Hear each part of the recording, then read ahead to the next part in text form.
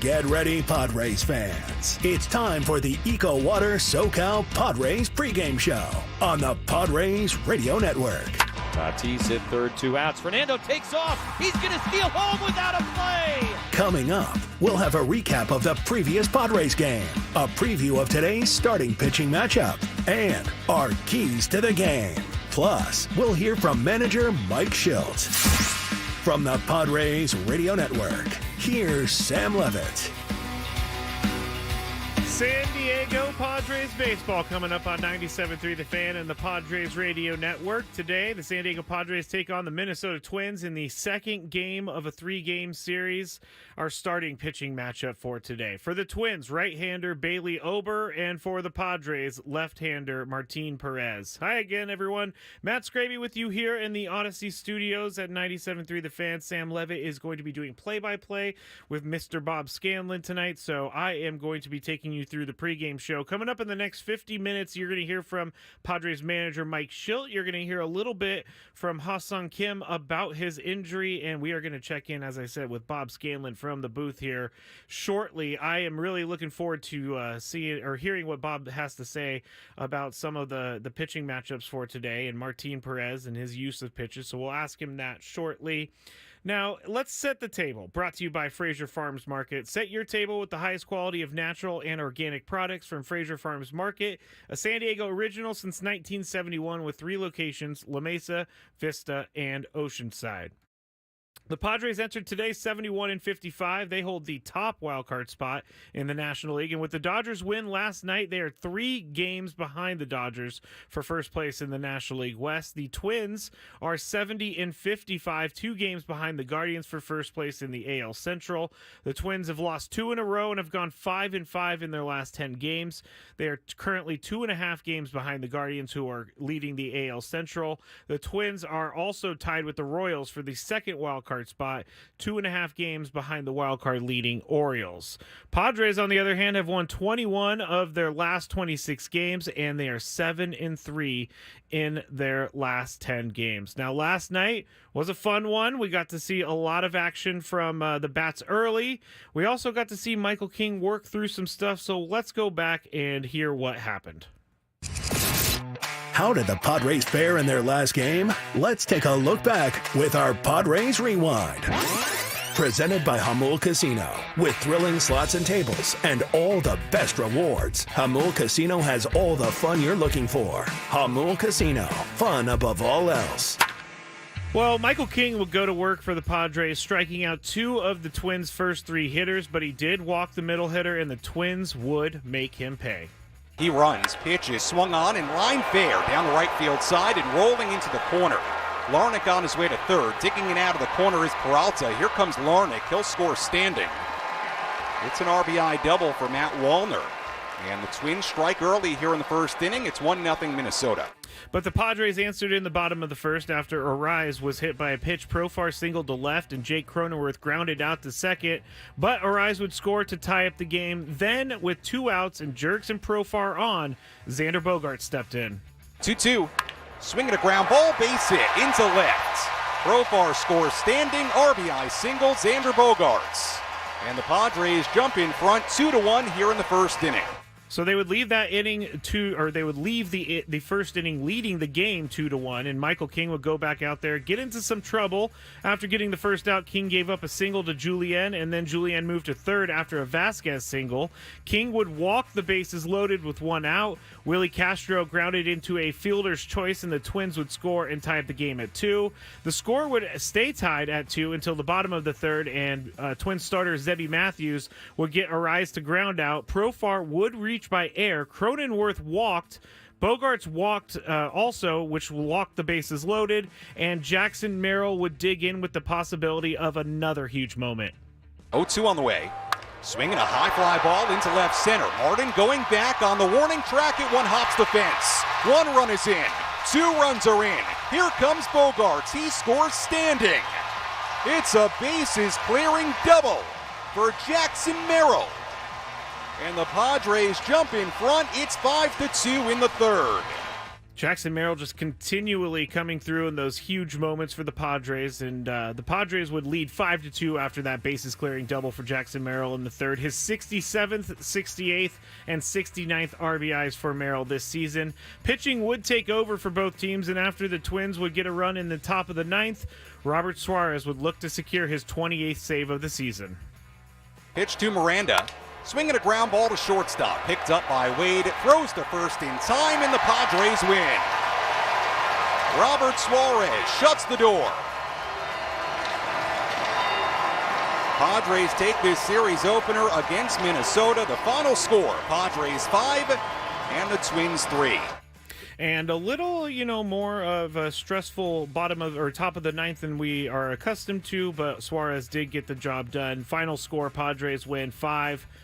They win 5-3 over the Twins. Michael King got the win to move him to 11-6 on the season. Zebby Matthews took his first career loss. He's now 1-1. And as I just said, Robert Suarez got his 28th save of the season. So that is what happened yesterday. Padres looking to take the second game of this 3-game series and get back on track with winning a series. I'm Matt Scraby. This is the EcoWater SoCal Padres pregame show on 97.3 The Fan. And right now we are going to go heading out to Petco Park to talk about the game tonight. Let's go inside the Padres broadcast booth for a deep dive on today's matchup from Bob Scanlon in our Padres game preview on the Padres Radio Network. Well, it's very nice to talk to you once again, Mr. Scanlon, and I'm looking forward to having you on the pregame show today because I have some question about pitching, and with Martin Perez, he's almost been ace-like for the Padres since joining the team, but something we talked about in the show and I noticed was the difference in usage of his pitches between the Padres and Pirates. His sinker was actually the most used pitch with the Pirates. His curveball is the most used with the Padres, with his changeup coming in a close second with the Padres. So thank you for joining us, Bob. Why do you think there's such a drastic shift? Because he was getting hit. It's pretty simple. He made the adjustment himself over in Pittsburgh. But you're right. We've definitely noticed it more in these 3 outings with the Padres, but he talked about it the other day and said actually he'd started those changes back when he was with the Pirates, and he just wasn't having success. And so he looked at it and said, okay, what am I doing? What do I need to do differently? And you nailed it. He stopped using the fastball quite as much, and he's been using the breaking ball a lot more, especially that curveball. And we saw it used very effectively in game number 2 here wearing a Padres uniform, but he's really changed his style of pitching, and he's using it differently as he's facing lineups multiple times as well. So that is something that he started with the Pirates. He's carried it over here to the Padres, but it's certainly playing out well for him. It definitely is. So I want to talk about what the Padres are going to be facing tonight with Bailey Ober starting for the Twins. You're a tall guy, and Bailey Ober is also a tall guy. He's 6'9", and one of the taller guys the Padres are going to face all season long. So my question is pretty simple. How much of a difference does height make for a pitcher? It can be a double-edged sword, right, Matt? So for me, and I know I can't speak for every tall pitcher, but generally it takes guys with more moving parts, right, and long limbs going all over the place to find your mechanics. But once you find them, you have that good leverage, and you especially have some extension that you should be able to use to your advantage, and that's certainly the case with Bailey Ober today. And we'll talk about that more in the broadcast, but you're right. It can be an effective weapon for you in terms of decreasing the distance between you and home plate. It can be an effective weapon for you in terms of your mound presence. Now, the arm angle is a whole different topic, and his arm angle is not actually as high as we saw yesterday with Matthews, but he and Matthews are very similar in terms of their approach. And you would think at 6'9" that Bailey Ober would be this overpowering guy. Oh, he's got to throw 100 miles an hour. That's not the case. He actually only tops out around 92, 93 usually, but he knows how to locate. So to his credit, despite having that big frame early in his career, even back in his college days, he was able to show that he could consistently duplicate his delivery and have good command in the strike zone. So a unique athlete in that respect. Yeah, definitely a unique athlete. We're talking to Bob Scanlon here, previewing the game tonight between the Padres and the Twins on 97.3 The Fan. And I have to ask you about Ha-Seong Kim. Before the game, they announced they're going to place him on the 10-day IL, and Tyler Wade is going to be starting in his place tonight. How much of a loss is this for the Padres?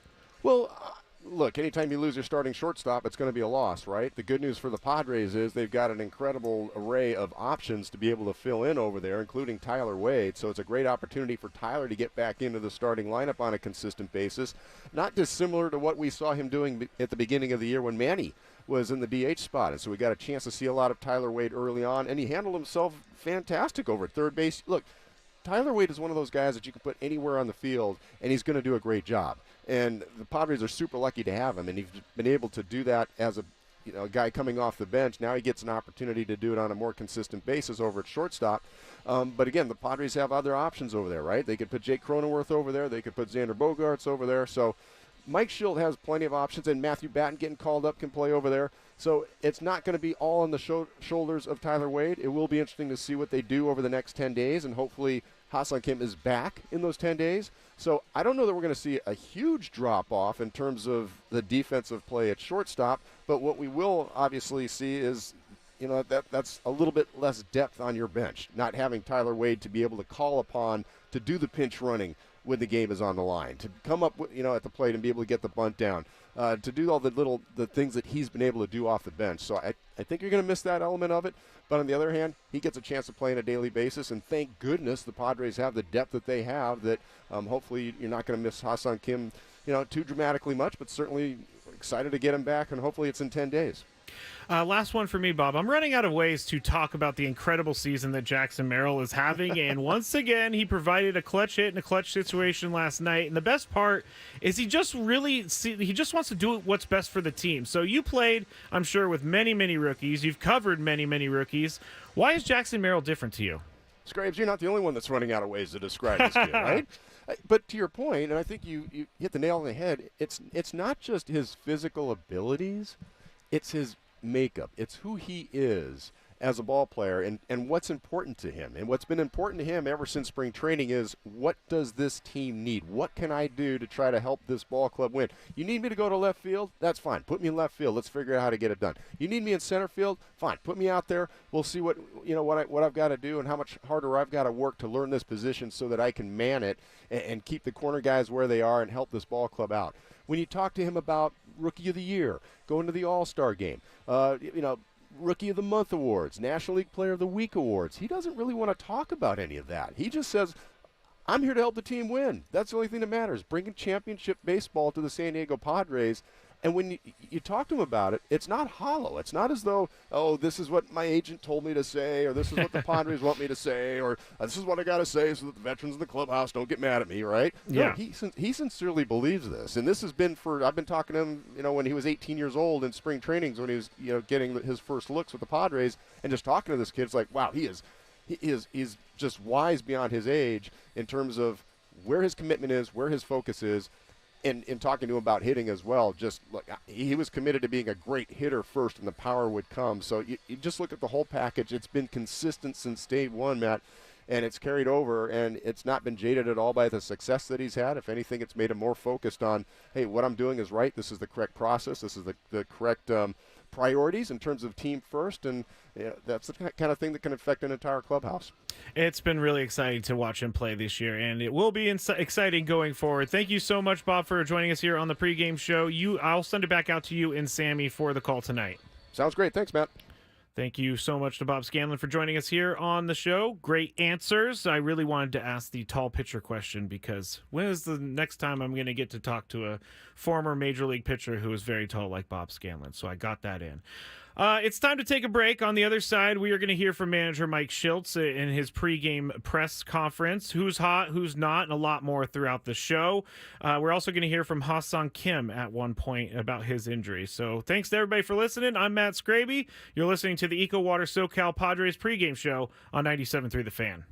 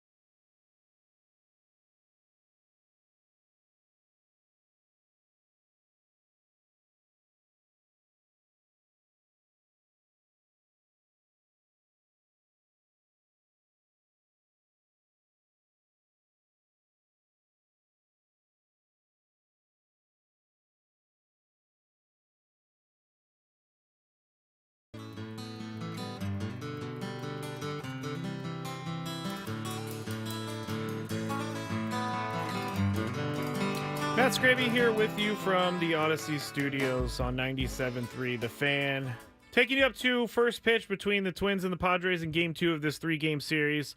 And Padres took Game 1. Sam Levitt and Bob Scanlon on the call tonight on the radio side for 97.3 The Fan.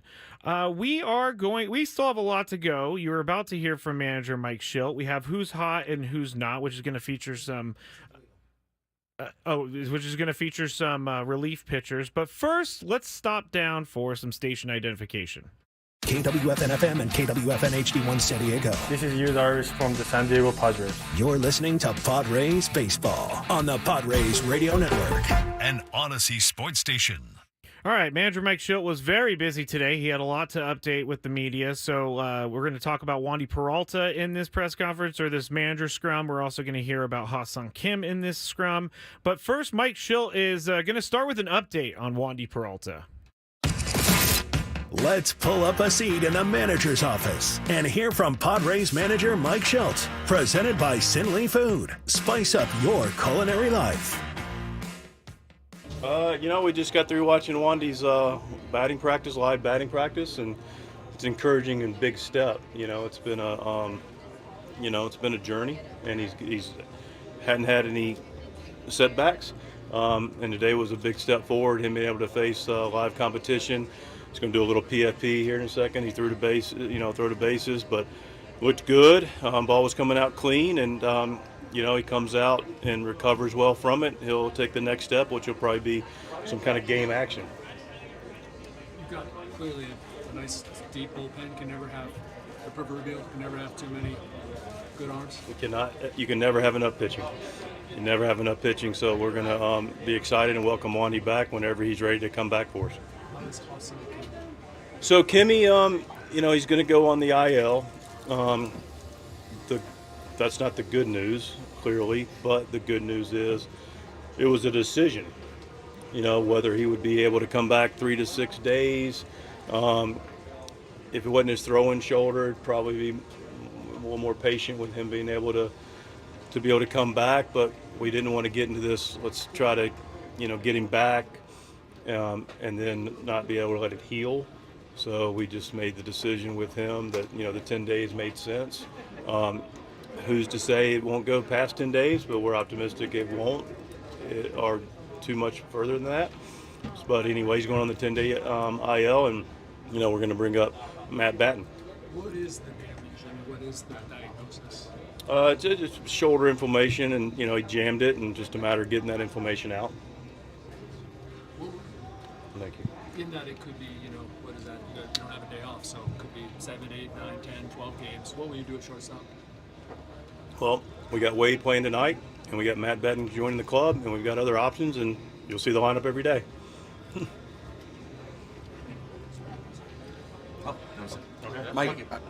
Mike, with Martin Perez, obviously 3 very strong outings to begin his Padres career. What's impressed you most about what he's done?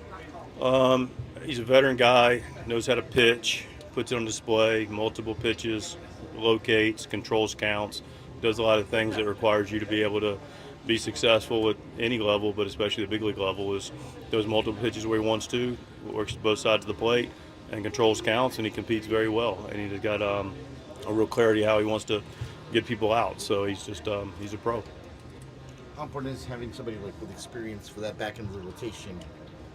Current pennant race, don't we somebody who's been there, done that, has been in multiple scenarios? Yeah, I mean, this guy's clearly done it. So you want experience at this time of year, but it's not a prerequisite for anything, because we have guys that, we talked about Jackson is playing well, that doesn't make situations bigger than they are, but guys that have done it and gone through the process and know how to go through navigating the lineups is important.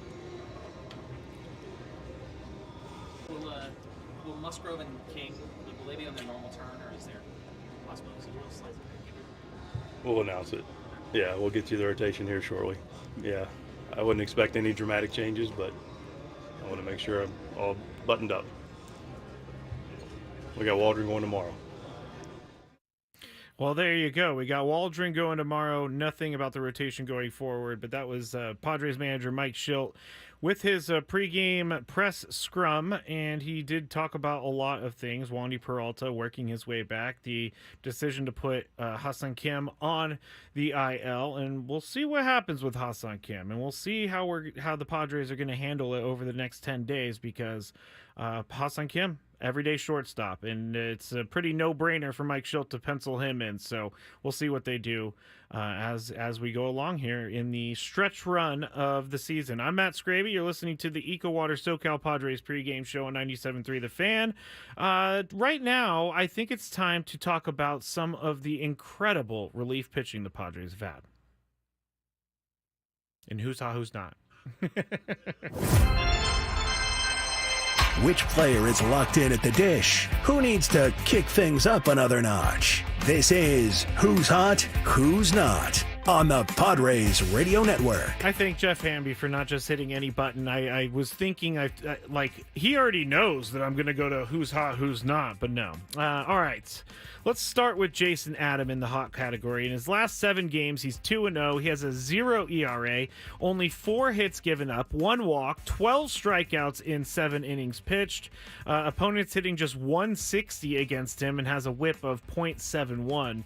I would say he's been the most shutout from that trade. Well, Brian Hoeing's been pretty good too, but Jason Adam has been incredible for the Padres ever since he got into town. He has not looked like he has missed a beat at all. Now, on the other side, Tanner Scott, in his last 8 games, he is 1-0 with a 1.17 ERA. He struck out 8 while walking 3. He's given up only 1 earned run in the last 8 games, and he has notched he's notched 1 save in that time in 7 2/3 innings. Now, we saw Tanner Scott struggle a little bit when he got to the team, but it seems like he has figured things out, and it seems like things are going in the right direction for him. So the Padres have a complete 7, 8, 9 setup for the end of games. So you got Jason Adam, you got Tanner Scott, and you got Robert Suarez, who notched his 28th save of the season last night. Let's continue to talk about who's hot, and David Peralta. He's hitting .349. That's nothing new. Jackson Merrill's hitting .348. That's nothing new. So things are heating up for the bats and heating up for relief pitching. Now, on the other side, the not category, my least favorite category of the day, we're going to be talking about, Jake Cronenworth. He, in his last 13 games, he's hitting .214. His OPS is .663. He does have a home run and 10 RBIs. He's walked 6 times, but he struck out 6 times as well. He's 9 for 42 over that time in the last 13 games. We also have Jurickson Profar, who we talked about yesterday, but he did get a hit last night. Over the last 13 games, he's hitting .208, OPS of .648. He's struck out 5 times. He's walked 3 times. He's only had 2 RBIs over that time with 4 doubles. He's 10 for his last 48. 10 for his last 48. He scored 10 runs. So Jurickson Profar in a little bit of a slump. He is trying to work himself out of that slump. The Padres are going to need him with him being so far up in the lineup and what he has done for the Padres at that spot in the lineup all season long. So that is who's hot, who is not. All right, looking at my timing, I think I got some time. So, it's a good time for us to check out and see what's going on. Let me start that over. It's a good time to check on what's going around. Man, I messed it up again. 3rd time's a charm. Let's go and see what's happening around Major League Baseball. Boom. What's the latest information you need to know in the world of Major League Baseball? Sam Levitt takes you around the horn on the Padres Radio Network. And just keep it moving. All right, so we're going to go to the Bronx, and we're going to talk about the Yankees here real quick. Juan Soto and Aaron Judge hit back-to-back home runs for the 5th time, one shy of the club record. Soto lifted a drive in the short right field porch at Yankee Stadium for his 35th home run of the season, tying his career high. 5 pitches later, Aaron Judge belted his major league leading 45th home run, a drive to right center field. It gave the Yankees a 2-0 lead. Judge's home run was his 17th in the first inning this year, breaking Babe Ruth's record from 1927. Let me say that one more time. Judge's home run was his 17th in the first inning this year, which broke Babe Ruth's record from 1927. Aaron Judge is doing historic things right now. And when you're breaking Babe Ruth records, you are doing ultra historic things. It marked the 9th time, though, that the Yankees have hit consecutive homers this season, and the first since August 14th at Chicago when Judge and Austin Wells hit back-to-back homers in the 8th inning. According to the Yes Network, it was the 5th time that Soto and Judge have hit consecutive homers this season, which ties for second in franchise history among teammates. Only Johnny Damon and Mark Teixeira did it more frequently, 6 times, achieving that in 2009. Others who have hit back-to-back home runs 5 times, other Yankee tandems, Ruth and Lou Gehrig in 1927, Lou Gehrig and Joe DiMaggio in 1936, and Gary Sheffield and Alex Rodriguez in 2005. So historic things happening in the Bronx. The Orioles, they lose another starter as Zach Eflin was placed on the 15-day injured list, retroactive to Saturday with right shoulder inflammation. He is hopeful that it's going to be a short-term issue. He's 30 years old, so it's not like age is an issue here. He has been absolutely great for Baltimore since he was acquired from the Rays on July 26th. Manager Brandon Hyde said, "We're optimistic that he's going to be able to not miss much time after the IL, if any, but it's a big loss. He's pitched great for us, and hopefully we'll have him in September." He was scheduled to start tomorrow's series finale against the Mets, but he experienced soreness in his pitching shoulder following the outing last Thursday against the Red Sox. The St. Louis Cardinals have made some roster moves. They have Brandon Crawford was granted unconditional release from the team after signing earlier this year. Outfielder Jordan Walker was optioned to AAA. Lucan Baker was recalled, and Matt Carpenter reinstated from the 10-day IL for the Cardinals. By granting Crawford his release, the Cardinals opened up the spot in the 40-man roster, which could be used later in the week for left-handed pitcher Steven Matz, who has pitched pretty well of late in rehab starts with AAA Memphis. Manager Oliver Marmol said Matz will make one more rehab start before potentially returning to the team as a starter or a reliever. So those are some of the biggest stories from around baseball today. I especially like the stories where you're breaking records that Babe Ruth set, because that's pretty amazing when you do stuff like that. I'm Matt Scravy. This is the EcoWater SoCal Padres pregame show on 97.3 The Fan, leading you up to first pitch between the Padres and the Twins tonight. Sammy Lev is going to have the call with Bob Scanlon. When we get back on the pregame show, we are going to talk about some of the injuries the Padres have. We're going to check on the scores from around baseball, and we will have our keys to the game. So stick with me. We'll be back shortly here on 97.3 The Fan. It is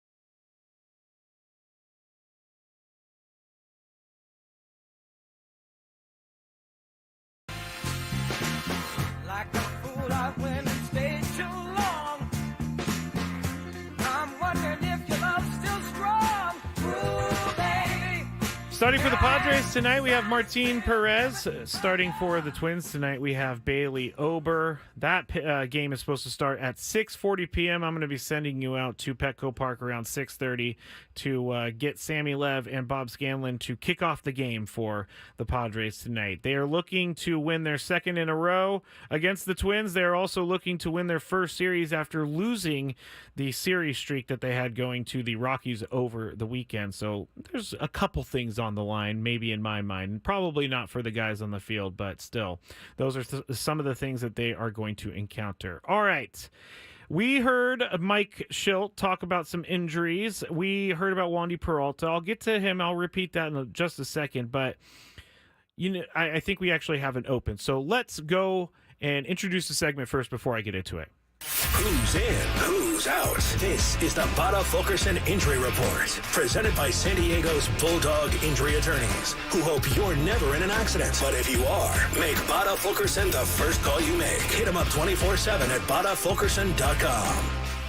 And as we know, Hassan Kim was put on the 10-day IL. Matthew Batten is going to be recalled in his place so he can play some infield. But Hassan Kim was actually talking to the media, and in this clip, you're going to hear both the Korean part and you're also going to hear the English part because I think it's cool to play both. So here is Hassan Kim in his own words talking about his injury. 첫날보다는 좀 많이 좋아졌고, 그리고 계속 좀 회복하는 중이에요. It's much better than how it was on the first day, and just taking my time to recover right now. How do you feel about the decision to go on the injured list? 부상자 명단에 등록되는 거에 대해서는 어떻게 생각하시는지? 사실 반가운 일은 아닌데, 충분히 트레이너 파트랑 이제 감독, 뭐 사장 이렇게 대화를 했고, 어차피 일단 충분한 대화를 해서 IL로 가기로 결정했다고. Yeah, it's obviously not great news, but I've had discussion with the training staff, the manager, and the front office, and that's what we came to a conclusion to. It sounds like Mike said that maybe you could have been back in 7 or 8 days before the 10 days of the IL, but how much do you understand kind of the bigger picture that it's important to heal given what could lie ahead down the stretch? 이제 뭐 감독님 말씀으로는 10일을 안 채우고 뭐 7, 8일 만에도 괜찮아질 수도 있다고 얘기했는데 뭐 이제 앞으로 경기들도 많고 뭐 가을 야구도 할 수 있는 상황에서 이 하루하루 더 회복하는 게 얼마나 더 중요하다고 생각하시는지. 사실 저의 목표는 5일 안에 괜찮아져서 복귀하는 게 사실은 목표였고 그렇게 될 수 있을 거라고 생각은 했는데 대화하면서 어쨌든 저희는 포스트 시즌에 올라갈 거고 월드 시리즈까지 가야 되기 때문에 그때까지 더 좋은 컨디션으로 뛰려면은 10일 IL을 가야 될 것 같다고 좀 이런 대화를 해서 그렇게 10일 IL을 가게 된 것 같아요. Yeah, to be honest, initially I thought that I would be able to come back within 5 days, but after talking with the training staff, the manager, and the front office, I was told that maybe the 10-day would be the better decision, considering the fact that we're in the postseason, the wild card race, and we, as a team, have a goal of reaching the World Series. So, in order to come back to my fullest 100%, I think this 10-day IL makes sense to me. All right, that was Hassan Kim talking to the media about his 10-day IL. Seems like he, is accepting of it, but really wants to get back. Again, Matthew Batten being recalled to replace him in the infield. And one more note, Wandy Peralta is making his way back to the team. Mike Schilt said that he has been doing some workouts. Next step for Wandy Peralta would be game action. I'm Matt Scravy. This is the EcoWater SoCal Padres pregame show here on 97.3 The Fan. The Padres and the Twins are going to get started here at 6:40 p.m. But some other games around baseball have already started, and we know the scores. Let's take a trip around the Bigs and tell you about the scores you need to know in our out-of-town scoreboard. Presented by Jensen Meat, where great taste meets integrity.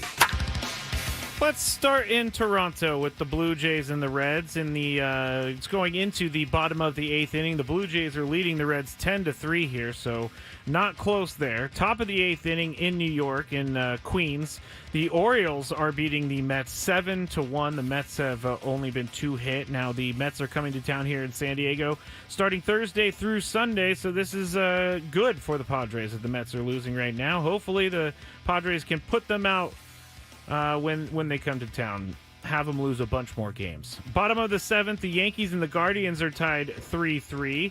Bottom of the 7th, the Braves and the Phillies. The Braves are up 2-1 after losing Austin Riley. Bottom of the 6th, the Brewers are leading the Cardinals 2-0. The Cardinals currently only have 1 hit in the bottom of the 6th inning. Frankie Montas pitching for Milwaukee. The Pirates and the Rangers are in the top of the 6th inning in Texas. The Pirates are leading 3-0 there. Rangers also only have 1 hit. The top of the 5th, with the Tigers and the Cubs at Wrigley Field, the Tigers are leading 1-0 in that one. Top of the 5th, also in Kansas City, the Angels and the Royals are tied at 2 apiece. Top of the 4th, in Houston, I almost said Angels. The Astros and the Red Sox are tied at 4, and here are a couple more games from earlier today. The Diamondbacks National League West note for us. Diamondbacks beat the Marlins 3-1. The Rockies beat the Nationals 3-1. The Mariners are going to be playing the Dodgers tonight at 7:10 p.m. The White Sox and the Giants are going to be playing up in San Francisco tonight. Robbie Ray on the mound for the Giants starting at 6:45, and the Rays are in Oakland to take on the A's. The Rays taking on the A's in Oakland, everybody. I just thought that was fun because it rhymed. All right. Woo, I'm running out of time. So let's get to the keys of the game. How will the Padres unlock a victory in today's game? These are the keys to the game. Presented by Honor Buick GMC Hummer in National City. All right, the first key to the game tonight is Martin Perez doing what he has been doing in the last 3 starts by the Padres. I was going to go into a lot more, but we're going to talk about that in the pitching preview in the next segment. The second key to the game, good defense. They have played pretty good defense for the most part all year, but with Kim out, it's going to look a little different in the infield. Let's see how they play some defense in the infield, see if everything looks and feels the same. And the third would be get to Bailey Ober early. He has been pretty good this year, and just like yesterday, runs need to come early in this game. Give Martin Perez a little bit of a cushion to pitch with. The Padres did. They scored all of their runs yesterday in the first 3 innings. So they started the game hot, and they did not look back. All right, that is it for Keys to the Game. I'm going to head to break. When we get back, we have some what to watch for. We also have a pitching preview. So stick with us here on the EcoWater SoCal Padres pregame show on 97.3 The Fan.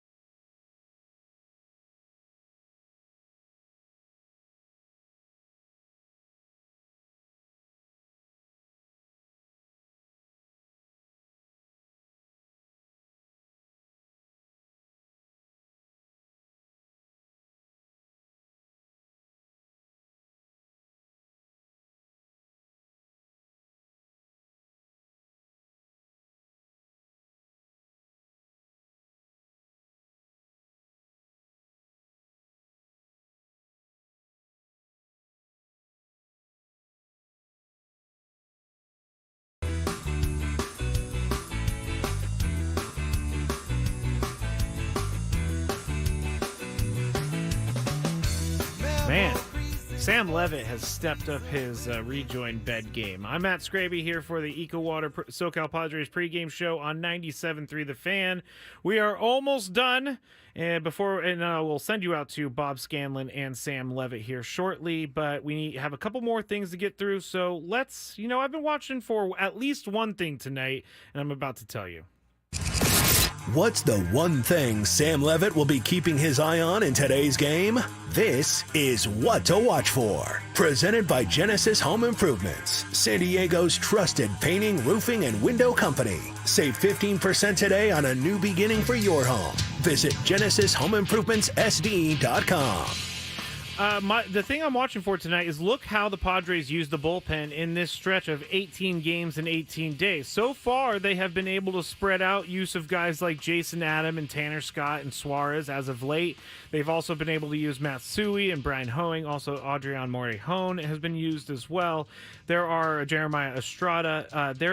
It's going to be a little bit hectic here with the 18 games in 18 days, and they also have like 28 games in 29 days here. So the use of the bullpen is going to be huge. Hopefully, Martin Perez can go deep into the game to spare the bullpen a little bit tonight. So that's what I am going to be watching for. All right, let's get into our pitching preview to introduce who's going to be on the mound tonight. Let's take a look at who's on the bump today with our starting pitching preview. Presented by Chimney Sweeps, Inc., San Diego's trusted chimney and fireplace service company for 40 years. Call Chimney Sweeps, Inc. at 1-800-CHIMNEY or book an inspection online at chimneysweepsinc.com. For the Padres, left-handed pitcher Martin Perez is 33 years old. He's going to make his fourth start for the Padres tonight. In 2024, it's kind of a tale of two teams. We'll get to that in a second. But overall in 2024, he's 3-5 with a 4.62 ERA and 101 1/3 innings, a whip of 1.49, and 84 strikeouts in 19 games with the Pirates. And let's see, tale of two teams. He started 2-5 with the Pirates. He had a 5.20 ERA, 83 innings, and 63 Ks. Sorry, it's not 84 strikeouts with the Pirates. It's 84 strikeouts overall. With the Pirates, he struck out 63 batters. But here's the big thing. He had a batting average against, so opponents were hitting .312 against him. Now, in the 3 games since he was traded to the Padres, he has cut his walk rate more than in half and almost doubled his strikeout rate. So with the Padres, he's 1-0 with a 1.96 ERA in 18 1/3 innings. Opponents are batting .164 against him. He has a .76 whip, and he has 21 strikeouts as a Padre. He throws the sinker 35% of the time, the cutter 24%, changeup 22% of the time, curveball 13%, and four-seam fastball 6% of the time. And for a little fun, he's thrown exactly one slider this year, and it was a single. But from April to July, this is a little bit misleading because from April to July, he's used his sinker the most. Since the beginning of August, he has used his curveball most, then changeup second, then sinker third. And as you heard Bob Scanlon say earlier, he changed it up because he was getting hit, so he needed to come up with a different approach. So that is who's starting for the Padres tonight, Martin Perez. Right-handed pitcher Bailey Ober starting for the Twins tonight. 29-year-old in his 4th Major League season. He is 6'9" tall. He's 12-5 on the season in 23 starts, 3.49 ERA, 140 Ks so far this season, 34 walks. Opponents are hitting .205 against him, which is the lowest so far of his career in 134 innings pitched. His arsenal is a four-seam fastball, 40%, changeup 26%, cutter 22%, slider 12%, curveball less than 1%, and only thrown it 18 times this year, his curveball, and 15 of those to left-handed batters. So there is the pitching preview. I can't believe I got it done before the music started, and that it means it's time to send it out to Petco Park with Sammy Lev and Bob Scanlon. You've been listening to the EcoWater SoCal Padres pregame show on the Padres Radio Network. EcoWater SoCal, your water should be perfect. Find them online at EcoWaterSoCal.com. Sam Levitt will have the post game for you. He'll also have the game for you. I'm Matt Scraby. Thank you for listening to the EcoWater SoCal Padres pregame show on 97.3 The Fan.